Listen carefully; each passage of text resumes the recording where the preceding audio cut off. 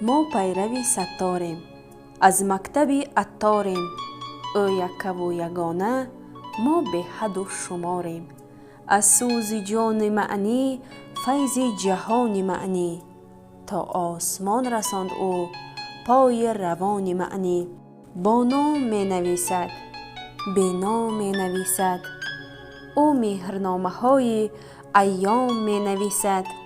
می باشد او قلمدار، بر شانه اش قلمبار. آموزد او مهارت، بر مردم قلمکار. طبعش خدای داده، سبکش روان و ساده. بر سر ورا قلمکش، تاج شرف نهاده. دستی به کار دارد، پا استوار دارد. گنجینه معانی اندر کنار دارد. قلبش گشاده دایم، گپ می زند ملایم. چرخ سخن طرازی بر دوش اوست قایم. او راست هر مقاله هم وزن یک رساله. با جمله کند طی راه هزار ساله. با او اکا اوکاییم، با معنی آشناییم. در دفتر زمانه دو سطر بی خطاییم.